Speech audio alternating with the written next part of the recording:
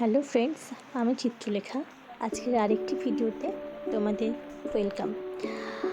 আজকে দুপুরে মেনুর জন্য আমি প্রিপারেশন নিচ্ছিলাম। পটলগুলো কেটে নিয়ে তারপর ধুয়ে নুন হলুদ মাখিয়ে গ্যাস ওভেন অন করে পটলগুলো ভেজে নিয়েছিলাম।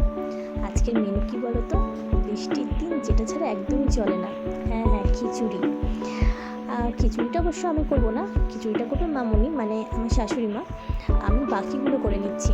এই দেখো, মামুনি ঠাকুরের থালা বাসনগুলো ধুয়ে ঠাকুর ঘর পরিষ্কার করে নিচ্ছে। আর এদিকে তো বৃষ্টি ছাড়াই নেই, সারাক্ষণই বৃষ্টি হয়ে যাচ্ছে। তারপর খিচুড়ির সাথে হবে পাঁপড় ভাজা, সেটাই আমি ভাজছিলাম। ভেজে তারপর একটা বড় টিফিন বক্সে তুলে রেখেছিলাম। টিফিন বক্সে পাঁপড় ভাজা করে রাখলে পাঁপড়টা অনেকক্ষণ ভালো থাকে, অনেকক্ষণ মানে 2-1 দিন তো ভালো থেকেই যায়। যতদিন রাখবে ততদিনই ভালো থেকে যাবে। তো সেটাই করছিলাম, সেটা আমি অবশ্য মামুনির কাছ থেকেই শিখেছি। তারপর হচ্ছে ইলিশ মাছ ভাজা, সেটা ভাজছিলাম। ইলিশ মাছটা ভাজা হয়ে গেলে তারপরে আমার তো মানে আজকের মতো রান্নাঘরের এখনকার মতো কাজ শেষ। তারপর খিচুড়িতে মামুনি বানাবে। এই যে মামুনি চাল ডাল এগুলো বেছে নিচ্ছে।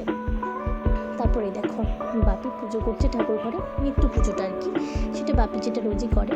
বাপির পুজো হয়ে যাওয়ার পরে আমি স্নান টান করতে চলে গেলাম। এসে দেখি মামুনির খিচুড়ি রেডি। তারপর আমি বাপিকে খেতে দিয়ে দিলাম।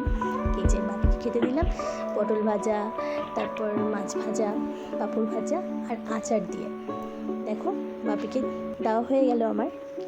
এইবারে আমি, আমার মামুনি আর আমার হাজব্যান্ড 3 জন খেতে বসবো। মামুনির অবশ্য একটু দেরি হবে, মামুনি একদম সব কিছু গুছিয়ে নিয়ে তারপর খেতে বসে। আর মামুনি কি বলে জানো তো? বলে যে যতই তরকারি থাকুক টিভি ছাড়া হয় না। মানে মামুনি বলে যে টিভিটাই নাকি মামুনির তরকারি। তাই যে ভাবি এতগুলো আইটেমের মধ্যে সবথেকে বেস্ট আইটেমটা দিয়ে খাওয়া এনজয় করছে। আর আজকের বৃষ্টি ভেজা ভিডিওটা এখানেই শেষ করলাম। দেখা হবে আরও একটা করে নতুন ভিডিওতে।